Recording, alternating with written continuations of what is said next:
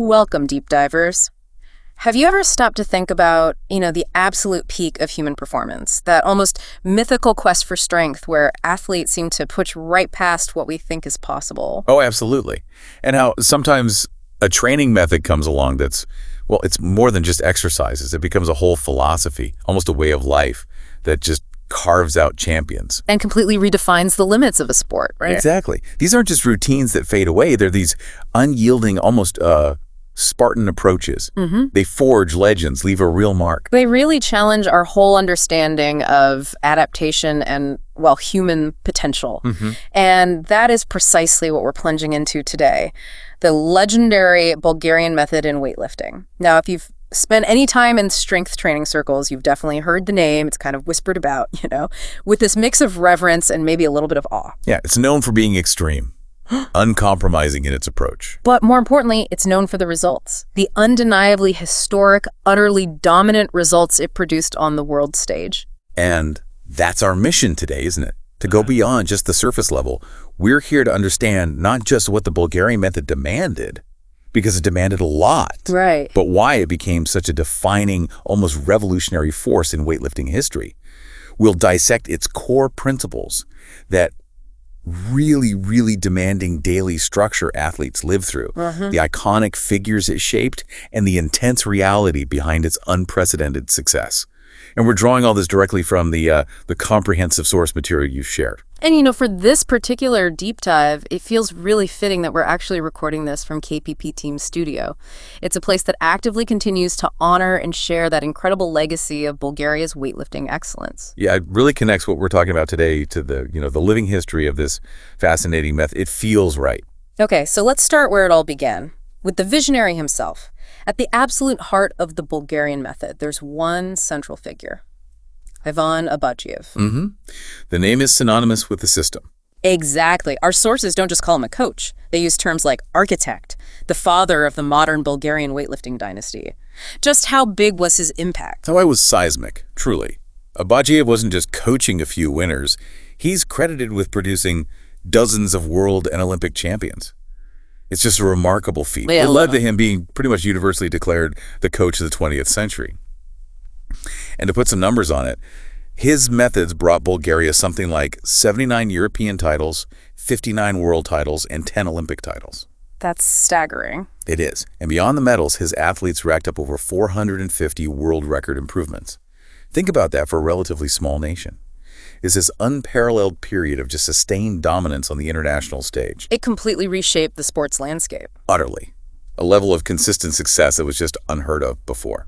So how did this Bulgarian method, this legendary system, actually come about? What was the spark? What led to such a, radical departure from how things were usually done? Well, it was revolutionary, plain and simple. But it wasn't like a light bulb moment overnight. It was really a culmination of years of just relentless experimentation on his part. Okay. He started out exploring high-volume programs, the kind of stuff that was more common then. But eventually, he just completely flipped the script. How so? His breakthrough came from drastically reducing the number of lifts and exercises. He streamlined everything, focused almost exclusively on the competition movements themselves, the snatch, the clean and jerk. And the front squats we mentioned. And they're supporting front squats? Yes. Yeah. This was totally radical compared to the more generalized, often varied, high-volume training that was dominant. Lots of accessory exercises, bodybuilding type work. Abadjiev cut all that out. Right. His core philosophy became this relentless, almost obsessive pursuit of three things: intensity, frequency, and neural adaptation. It was a direct, uncompromising challenge to the prevailing wisdom of that era. He really believed the body adapts specifically to the stress you put on it. Precisely. If the goal is maximal one-rep lifts in competition, then your training should reflect that directly. No wasted effort. Intensity, frequency, and neural adaptation. Those words alone sound pretty formidable. Let's really drill down into these core principles because they define everything. First up, extreme specificity. What did that actually look like day to day in the gym? Okay, extreme specificity was the absolute bedrock. It meant training consisted of, and I quote, only the classical lifts, snatch, clean and jerk, and their front squats. That's it. Seriously. Just those. The sources are explicit.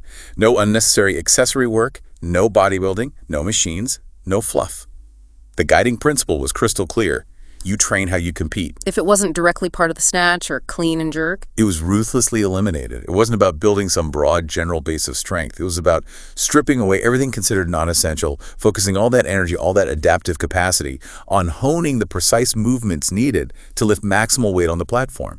That's such a stark contrast to how many people train today, with all the supplementary lifts. Worlds apart. It's a level of reductionism that's, well, it's fascinating and maybe a bit terrifying. Okay, principle number 2, maximum effort daily, often called the daily max. What did that really mean? Were they trying to hit a lifetime best every single day? That's a really crucial distinction. No, it wasn't about a theoretical all-time 1RM you might attempt once a month. The daily max meant, quite literally, the heaviest lift you can do today, within technical consistency. So whatever your limit was on that specific day. Exactly. The system wasn't about gradual progression built up over weeks or months, planned cycles. It was about constant, immediate pushing against the limit of your current capacity. The sources sound pretty uncompromising on this. They are. No build-up phases. You're always on. Adapt or break. Max Ada, who actually trained under Abadjiev, he vividly described it. He said, how you feel is irrelevant. You just have to figure out how to do it. Wow. Just figure out. Yeah. Every single session became a live test of your current maximal ability, pushing the central nervous system to its absolute limit. Day after day, week after week, it forced this immediate, acute adaptation that few other systems ever demanded. That sounds unbelievably exhausting, not just physically, but mentally too. Which leads perfectly into the next principle, high frequency. How often were these athletes actually training like this, hitting these daily maxes? The schedule was, well, relentless is the only word for it. Athletes were expected to train 2-3 sessions per day, 6-7 days per week. 2 or 3 times a day? Yes. Reports from that time suggest these athletes would often spend a staggering 8-10 hours a day training. 8 to 10 hours. The sheer cumulative effect was immense. Some sources mention athletes hitting numbers like 70 tons of lifted weight daily. 70 tons? That's hard to even conceptualize. It is. This constant high-frequency exposure to near-maximal loads was designed to continually stimulate both physiological adaptation and, critically, technical refinement, especially under increasing fatigue. It was about making the body and nervous system incredibly efficient at that one specific task. So it was less about the number of reps in a set and much more about the frequency and the intensity of those maximum effort attempts. This really emphasizes Abadjiev's intensity over volume idea. Precisely. Abadjiev firmly believed that repetitions build a different kind of structure in the body. He saw that structure as less specific, less beneficial for the demands of a single maximal lift. So he got rid of traditional sets and reps. He famously completely eliminated this traditional approach. Yeah. His workouts involved only maximum attempts, only single repetitions. And that extended even to warm-ups and the working sets themselves. The entire focus was on the quality of that maximum effort, the precise neural firing, the technical execution needed for one heavy lift, not the quantity of reps or sets. It forced a unique kind of neurological efficiency then. Absolutely. Okay, so if there's no pre-written progression, and you're constantly hitting these maximal efforts, how did they manage the load? How did they know when to push or, maybe pull back a bit? Was there any kind of auto-regulation built in? This is actually where Abadjiev's system was, in a way, quite ahead of its time. There was no pre-written progression, like we think of it today. Instead, athletes had to adjust based on performance on any given day. So the session itself told you what to do? Exactly. Every session reveals your state, as the sources put it. Progression wasn't this linear thing planned out months ahead. It just emerged from consistent exposure to maximal effort. So what happened if you just couldn't hit the numbers? Well, if an athlete was consistently underperforming for, say, 3 to 5 sessions in a row, that was the signal for an unplanned deload. It wasn't scheduled. The body basically forced a recovery. It was a reactive approach to fatigue, not proactive, entirely dependent on the athlete's immediate output. It really does sound like a true, almost Darwinian natural selection process, a literal elite filter. It absolutely was. The system wasn't meant to be universal. It was inherently designed to identify, train, and ultimately keep only the most resilient individuals. The sources are very blunt about this. Very. Only athletes with superior recovery, mechanics, and pain tolerance survive. It was unequivocally not for general population. Those who couldn't adapt quickly, who broke down physically, or whose nervous systems just couldn't handle that constant stress. Well, they break or they leave. A human crucible. Designed to find and polish the absolute best. Precisely. Refine and amplify the qualities of the very, very few. Okay, we've laid out the foundational principles of Abadjiev's method. Right. But principles are one thing. What did this actually look like? Let's step inside that gym, paint a picture of the relentless daily grind these Bulgarian weightlifters endured. Right, the daily structure was, relentless is the word, and highly repetitive, almost monastic in its focus. A typical day would start early, morning session. Heavy front squats. Started with squats. Then immediately followed by snatch training, then clean and jerk. And then, surprisingly to many, finishing that first session with another round of squats. Squatting again at the end? Yes. And then, this entire demanding sequence was repeated for a second session, usually mid-afternoon. The whole thing again. The whole thing again. And for some, maybe the most advanced, or those prepping for a big competition, there was often a third evening session, usually focusing on snatch or clean and jerk, plus... Let me guess. More squats. More squats. It was a cycle designed to just saturate the nervous system with those specific movement patterns. That is an unbelievable amount of lifting in one day. And if they were aiming for these daily maximums, how many actual max attempts are we talking about in that kind of schedule? The sheer number of max effort attempts was staggering. They weren't just lifting heavy once or twice. The goal was often 7 maximums per exercise across those multiple sessions. 7 maxes per lift. Per lift. Per session block sometimes. So across the entire day, an athlete might be attempting lifts at or very near their daily max, maybe 50, 60 times. 50 to 60 max attempts a day. Yeah. Each attempt wasn't just a warm-up, it was a test, a push against their current limit. This constant high-stakes exposure was the cornerstone, forcing the nervous system to be on high alert, firing efficiently, powerfully, session after session. And with that constant maximal pushing, were deloads or recovery weeks ever actually planned, or was it truly just full throttle all the time, like the principle suggests? In the purest form of the method, no. Deloads are not planned. That's such a stark contrast to almost all modern periodized training. Right. Instead, the body itself had to force them. When performance consistently dropped for 3 to 5 sessions in a row, that was the signal. The philosophy was push relentlessly and only back off when the body simply couldn't keep up anymore, showing a clear, undeniable drop in daily maxes. So completely reactive fatigue management. Entirely reactive, not proactive. With that kind of insane training load, recovery must have been absolutely critical, almost like a mandate itself, right?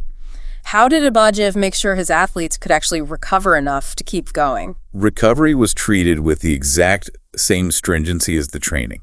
It wasn't optional. It was an integral, non-negotiable mandate. Abadjiev had these famously strict instructions for his athletes, all about complete physical rest. What were they? Things like, if you're standing and you can sit down, sit down. If you're sitting down and you can lie down, lie down. And if you're awake and you can be asleep, sleep. Wow, that's direct. Extremely. The absolute emphasis was on maximizing sleep and minimizing any extra energy expenditure. That meant avoiding trips to restaurants, avoiding any activity that could drain physical or mental energy outside the gym. Life was absolutely built around those twin pillars. Intense training, maximal recovery. It sounds like a totally immersive, almost isolated world, completely dedicated to the sport. Did they have a big support staff to help with all this recovery? Yes. The institutional support was significant. Much more than most athletes experience. The sources mention the presence of 2 masseurs with 1 doctor, specifically assigned to a group of about 45 people in the gym. 2 masseurs and a doctor for 45 athletes. Yeah, it underscores the organized effort to facilitate recovery for the national team. Having that kind of dedicated support shows that even within this brutal adapt or break system, the infrastructure was there to give athletes every possible advantage to recover and stay in the fight. Beyond the pure physical grind, this sounds like an immense mental battle, too. That adapt or break philosophy must have created enormous psychological pressure, almost like competing every single day. It was an incredible psychological crucible. The mental strain was immense because, exactly as you said, the sources highlight every day is competition simulation. Always being tested. Always. Lifters were expected to consistently make their lifts. If you didn't, your weaknesses were immediately exposed. This created an environment of constant big pressure, constant self-evaluation. And that was deliberate. Oh, absolutely. It was designed to teach the brain to fire efficiently under compromised states, to build unparalleled competition resilience.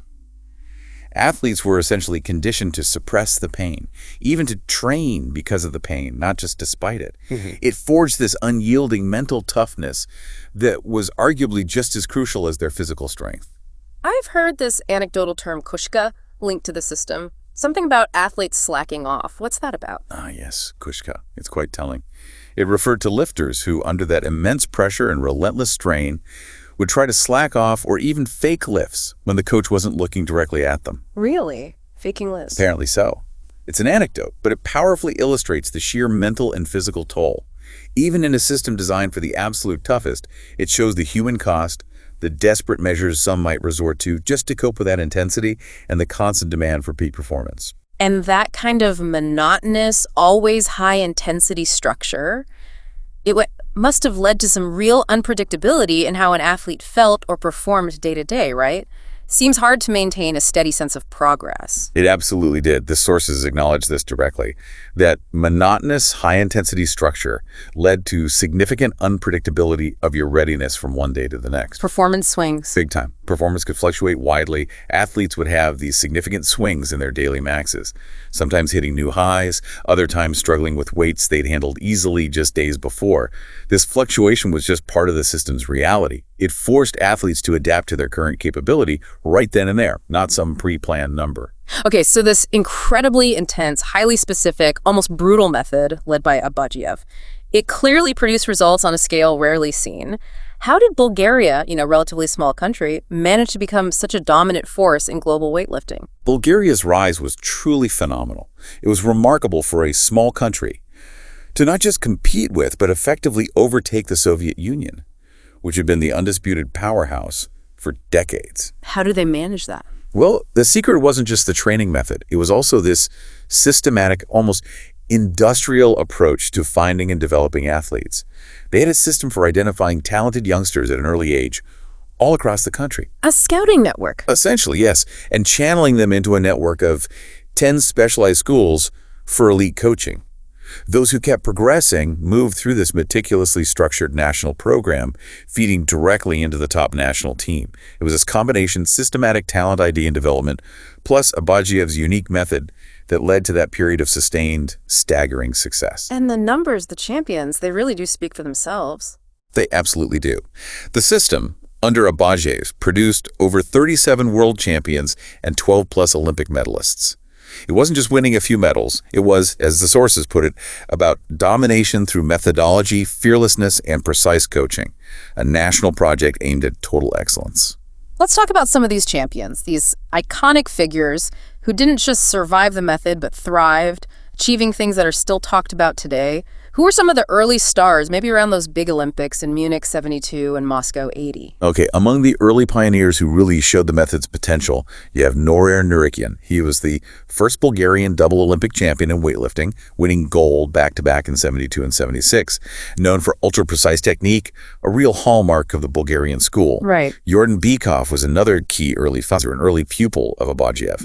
He won Olympic bronze in 72 and a world championship in 71. Helped lay the groundwork. But Moscow 1980, that was a real showcase. Who stood out there? Yanko Rusev, Olympic champion in Moscow, a 5-time world champion, famous for his explosive cleans and incredible front squats, and he had that incredible feat, setting 4 world records in one evening in the clean and jerk. 4 in one night? Yeah, it just kept going up. 200 kilograms, 205 kilograms, 208 kilos, finally 209 kilograms.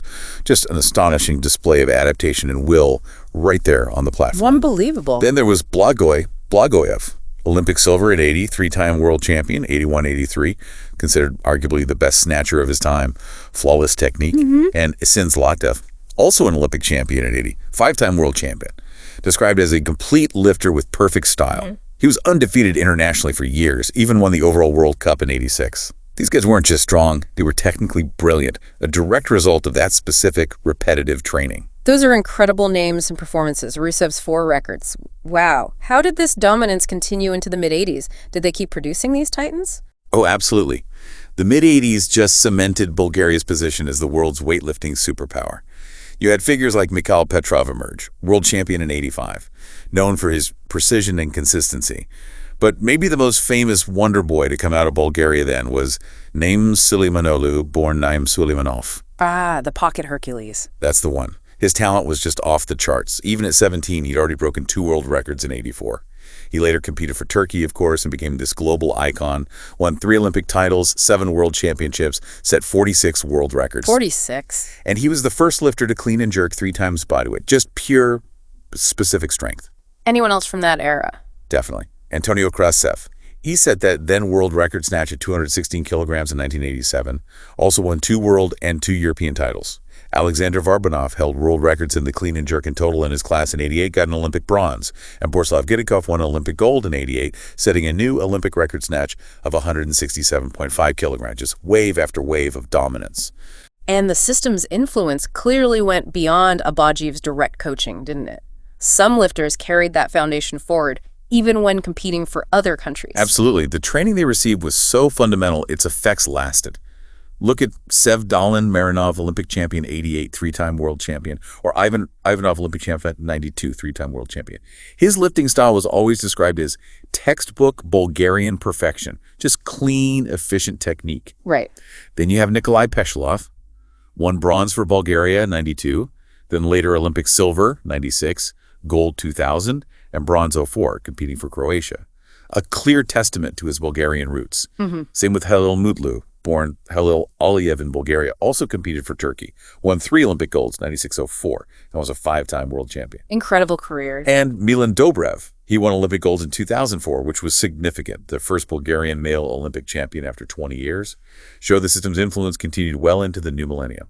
Who are some of those current champions carrying the torch? Yeah, in the current scene, Bozdar Andrei is a major figure. You can really see signs of revival for Bulgarian style in his lifting.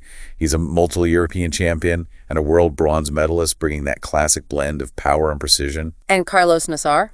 Carlos Nassar, arguably the most dominant and exciting lifter right now with that lineage. His achievements are just phenomenal. At 17, he became the youngest male world record holder in the clean and jerk 208 kilograms in 2021. At 17. Right. Then in 2023, he became world champion with a massive 396 kilograms total.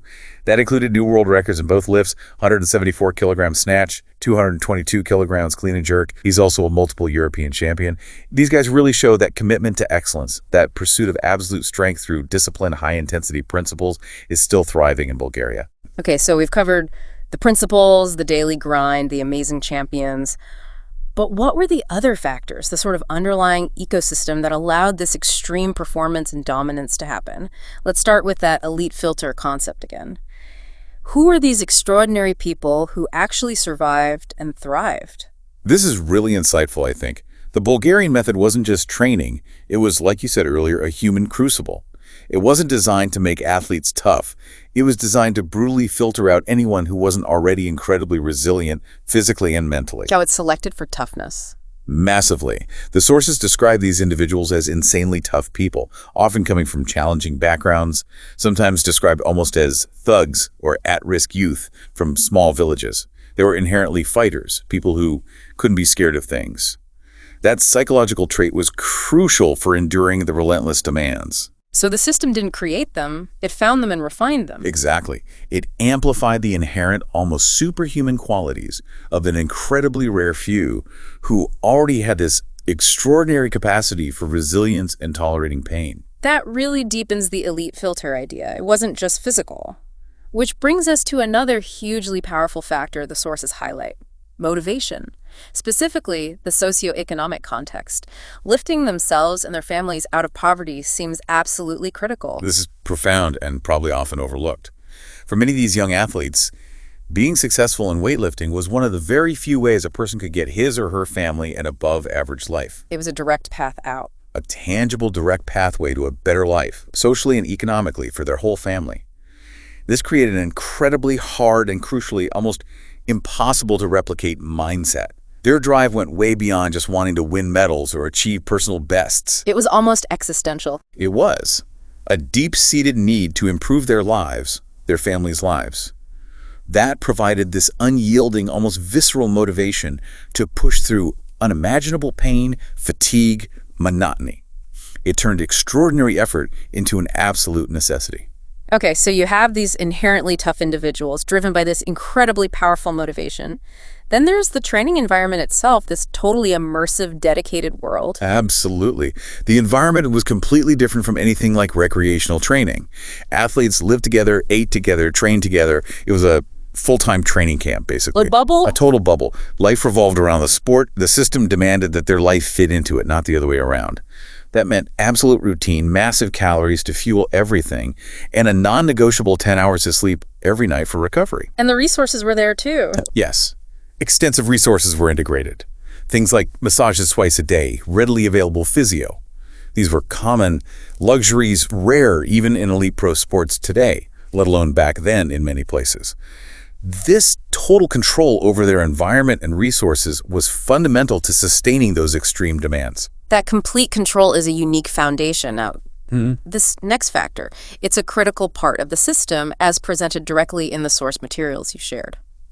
We need to approach it impartially, just reporting what the sources state as part of that historical context, the role of pharmacological support. Right. And our sources are quite direct about this. They present it not as, an accusation, but as an acknowledged component of the system's reality back then. Performance-enhancing drugs were described as an intensification of the loading. How so? Providing a turbo boost for athletes, especially after periods where performance dipped.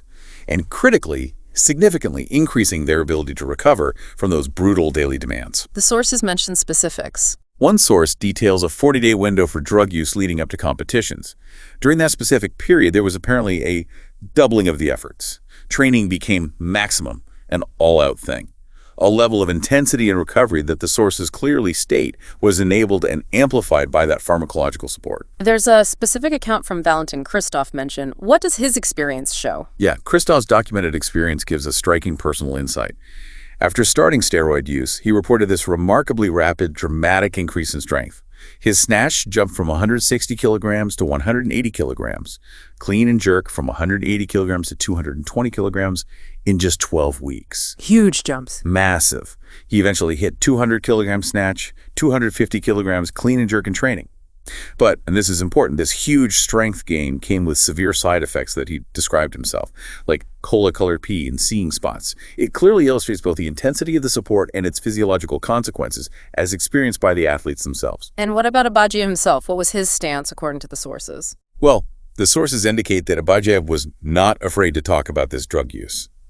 He reportedly discussed it quite openly within the system, which perhaps reflects a different era, different norms regarding athletic performance and support. It's also worth noting, for balance, that Wolfgang Peter, who was the president of the Weightlifting Medical Committee then, stated Bulgarian lifters were the most tested athletes around the world and consistently tested negative in Western laboratories. Okay, so conflicting information there. Exactly. That statement is directly juxtaposed in the sources with the internal statement suggesting drug use was integral for recovery and intensity. This complexity, this juxtaposition is what the sources present. So we convey that complex historical picture, acknowledging these different perspectives within the material itself. Right. It's crucial to present what the sources say, complexities and all. Okay, so given this whole picture, the intensity, the specificity, the unique factors, how did the Bulgarian method really compare against other major training philosophies, like the respected Russian system? Let's start with specificity versus variation. Okay, the contrast there is genuinely stark. Two really distinct philosophies. The Russian system, generally speaking, embraced quite a bit more variations. Meaning more exercises. Yeah, incorporating a wider range of derivatives of the snatch, or exercises that are derivatives of the clean or the clean and jerk. Things like low hang snatch, power snatch, no feet cleans, hang cleans, power jerks, push presses, lots of variety. And their thinking behind that. Their philosophy was more about building a broad, robust base, develop strength and technique across a diverse set of related movements, believing that would ultimately translate to higher maximal lifts in the main competition exercises. And the Bulgarian system's approach? Completely opposite, as we've discussed. It was defined by an extreme lack of variation, ruthless reductionism, training focused almost exclusively on only the three primary exercises: snatch, clean and jerk, front squat, hyperspecificity. Minimal deviation. Minimal to none. Abadjiev believed mastery of those specific movements under maximal load was the only path. Anything else was a distraction, a dilution of effort. A profound difference. What about how they structured training over time? Periodization versus constant intensity. How did the Russians plan their cycles? The Russian approach was typically highly structured, using what we broadly call undulating periodization. It's a more scientific planned method. They'd strategically manipulate variables, volume and intensity, increasing volume and decreasing intensity, and then undulating back and forth. With distinct phases. Exactly. Distinct planned phases to develop different qualities: strength, power, technique, endurance. Then aiming to peak specifically for competitions. It was a strategic long-term buildup, managing fatigue, optimizing adaptation through planned cycles of stress and recovery. And the Bulgarian method, again, stark contrast, always on. That's the famous description. Full throttle all of the time. There was virtually no phasic structure, no planned rests, no planned deloads in the traditional sense. The intensity was monotone, maximal effort, day in, day out. The body had to adapt or break. Or force a rest when performance undeniably dropped. A reactive response to fatigue, not pre-scheduled. It pushed immediate adaptation like nothing else. So despite these differences, and what might seem like flaws by modern sports science, one source even provocatively says it scored zeros in, 5 or 4 of the 7 scientific principles of training? Yeah, strong statement. Despite that, the Bulgarian method was undeniably extremely successful. So why did it work so incredibly well? And what were its limitations for anyone else trying it? The sources offer a compelling reason for its success, even defying conventional principles. Its effectiveness came from specificity and overload being pushed to the absolute most. Those two factors alone, according to the research cited, make up over 50% of what creates a successful program. So by maxing those out? By maximizing those, Abadjiev got incredible results beyond what many thought possible. But, and this is crucial, the sources are very clear, its superiority was understood only within that very specific set of enabling conditions we talked about. The tough people, the motivation, the support. Exactly. It was fundamentally intertwined with having those insanely tough people. They're almost impossible to replicate motivation from their socioeconomic background. And, as discussed, the systematic use of PEDs, which, the sources state, significantly increase your ability to recover and tolerate those extreme loads. It's a unique confluence of factors. A unique confluence that allowed the system to bypass conventional wisdom and get those results. For anyone without those specific, often extraordinary circumstances, typical recreational athletes, people without that institutional support, the sources are clear. It's not optimal training. It's not even applicable. That adapt or break philosophy really captures the essence, doesn't it? While it produced incredible champions, the sources also lay bare some tough realities, some inherent costs. Let's talk about one of the most discussed outcomes: injuries. Yeah, the sources are pretty explicit, quite unflinching about the physical toll. They state unequivocally that injuries are an absolute guarantee for athletes in this system. One even goes so far as to say listers were almost 99.9% guaranteed to get injured. That high. That's what's stated. It highlights that incredibly fine line between adaptation and just physical rupture the system constantly walked. The repetitive maximal training led to a high rate of overuse injuries. People had to leave because of it. Many did. Even some featured in that School of Champions documentary eventually left the camp due to injury. It underscores the demanding physical cost and the fact that not everyone, no matter how talented, could withstand that continuous stress. What kind of injuries were common? The sources list the things you'd expect from overuse: tendinopathies, elbow pain, wrist pain, back pain, disc degeneration, cartilage damage, arthritis. It was a system that pushed the body to its absolute limit and often apparently beyond it. And beyond the physical, there's the massive mental fortitude required. How did that constant intensity, the repetitiveness, affect athletes psychologically long-term? The mental challenge was immense. Arguably, for many, even tougher than the physical side. The sources indicate it was not a sustainable method psychologically. Listers faced a very real risk of just burning out, becoming mentally lose interest and potentially want to leave or quit weightlifting altogether. Because of the grind. Because of the sheer monotony and unrelenting pressure. The repetitive training was often described as banging your head against the wall, a dull, relentless grind. One source even compared the sport under this method to cycling dull, but without even the changing scenery to distract you. Constant pressure, constant monotony. It tested mental resilience to the absolute breaking point. led to significant staleness and burnout for many who went through it. So given all this, the extreme demands, the high injury rates, the mental toll, that unique enabling environment, is this system really sustainable or even applicable for, say, the non-elite, the general population today? The sources are absolutely unequivocal here. No, this system is not designed for amateurs or the general population, not in any way. It inherently requires that specific full-time training camp environment we discussed, complete with systematic support, the daily massages, the physio on hand. It demands that athletes can afford that style of training without needing an outside job.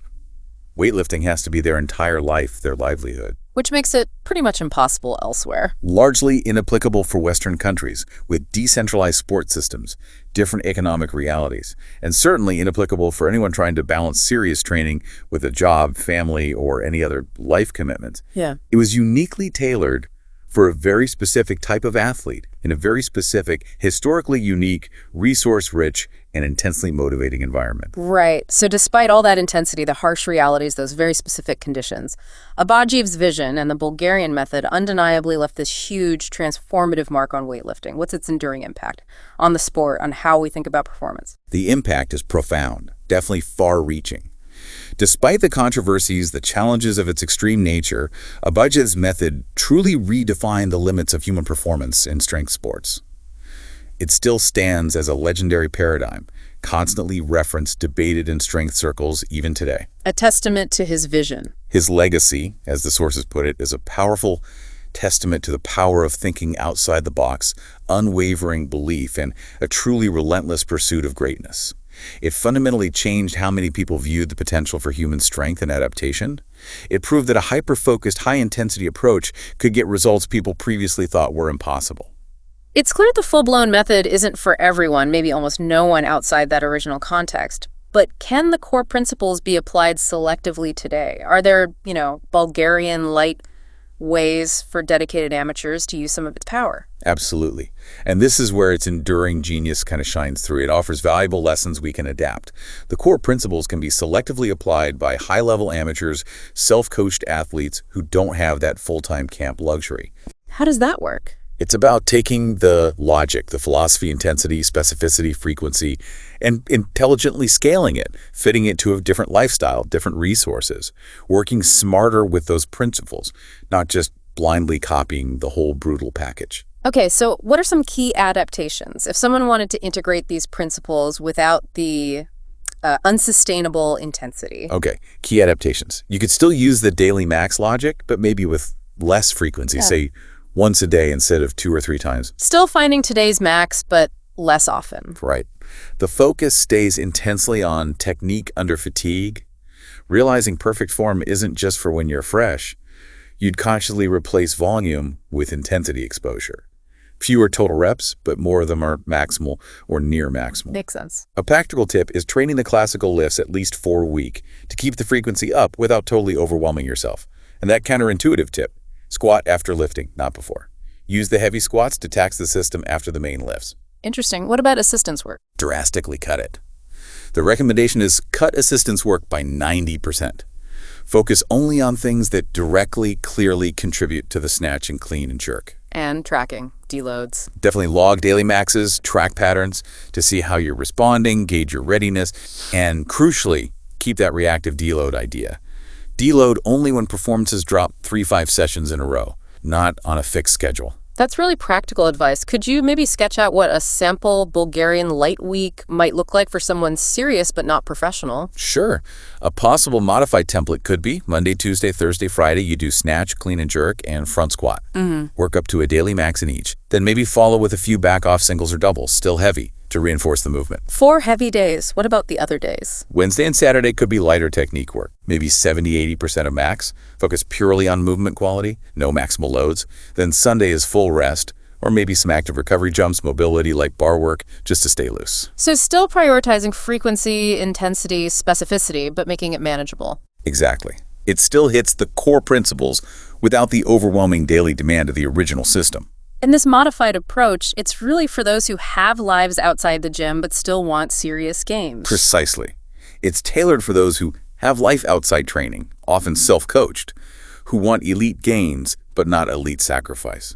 It lets you harness those potent principles, specificity, high intensity, frequency, without demanding the full, unsustainable, resource-heavy commitment of the original method. It's about extracting the wisdom, not replicating the crucible. So, as we wrap this deep dive up, it's undeniably clear. The Bulgarian method, forged by Abadjiev's visionary, unyielding approach, combined with that unique ecosystem, elite selection, intense motivation, comprehensive support, including pharmacological means, it produced unparalleled results. It fundamentally reshaped weightlifting. It absolutely redefined what we thought was possible in human strength. It leaves a legacy that still inspires, still challenges our understanding of training decades later. And what this deep dive into extreme training really leaves us to think about is this. The Bulgarian method pushed human adaptation like nothing else. It forces you to ask, does true greatness, the kind that really breaks barriers, always demand that relentless exposure to near maximal stress? Or can sustainability, maybe a more balanced approach, actually yield greater, perhaps more enduring success for most people in the long run? Such a fascinating question. What does this uncompromising pursuit of excellence and its incredible results mean for your understanding of pushing limits, whether that's in sport or just in life? Something to mull over, definitely.